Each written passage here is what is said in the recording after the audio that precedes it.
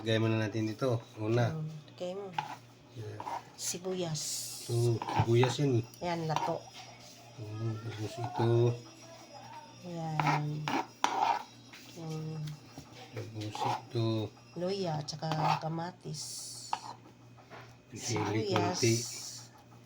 Yan lang. Ito ang kusinero ko ngayon. Yan. Tapos asin. Si Banyo ang kusinero. Yan. Asin. Sarap magtimpla yan si Banyo. Para tamo. Huwag mo, kunti lang asin para di siya maalat. Yan. Yan, sarap. Suka. Tapos, nilagyan mo na magic sarap yan. Hindi ka. Asin lang. Suka. Naman yan. Yan. Ang dalawa.